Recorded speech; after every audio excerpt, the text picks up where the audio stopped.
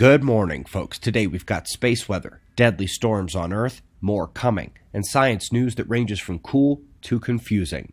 Let's get started with our star at spaceweathernews.com. We find the last 24 hours with the central coronal hole slowly turning through. We expected solar wind to arrive at Earth as we enter the weekend, but right now the previous coronal hole stream is waning away.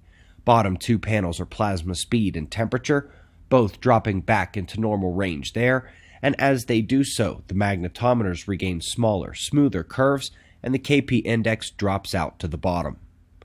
The earthquakes continued at magnitude 6 range in Japan yesterday. Must admit that South America is becoming more concerning with its blood echo activity. Volcanoes continued as well. Stromboli in Italy with an eruption that set the hillsides on fire, sent a hot flow into the sea which chased away boaters who were a bit too close to the island. Traumatic moments in Morocco as a biblical-like flood came so fast it took everyone by surprise. The disaster unfolded as they scrambled for safety. Looking ahead, we've got a hurricane approaching the East Coast. Forecast models are a bit wide.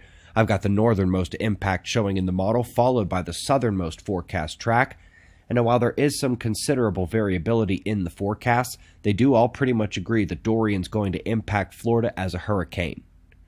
Let's go to the sun and solar flares and see pre-flare magnetic ropes in the corona.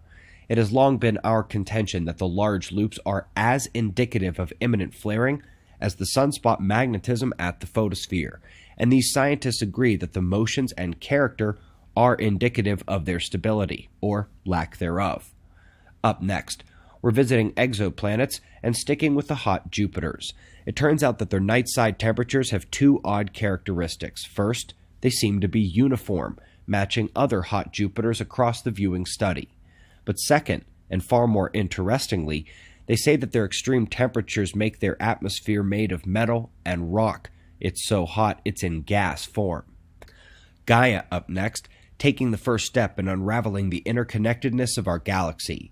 Visibility is currently only good enough to model our local group and segment star families, but even still, they are noticing the stars forming longer lines and filamentary structures, still displaying their connection to each other and their common genesis from a larger magnetic molecular cloud. If you remember the plasma cosmology movie, these star-forming regions are dominated by plasma turbulence and magnetic fields, not gravity and chaos, which is why they're all interconnected.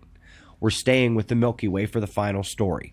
Brand new, best ever infrared views of the center of the galaxy, and frustratingly, the primary image is confusing. So SGR-A, Sagittarius A, is supposedly the center of the galaxy, where the nucleus can be found. They claim to have it labeled, and boy, it doesn't look like they labeled the right point, did they?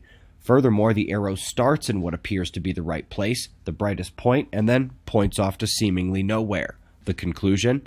I suppose that would depend on if they made a mistake in annotation or not. Wink. I swear you can even see the near side ring of the dusty torus around the bright point. We greatly appreciate your support. Last day for the Kira and Lulu Sun and Planets Children's Books 2-pack deal. We also got a batch of damaged textbooks, so they are discounted too at otf.sells.com. Folks, the VIP tickets for OTF 2020, 60% gone. General admission, down 25%. observatoryproject.com for more details.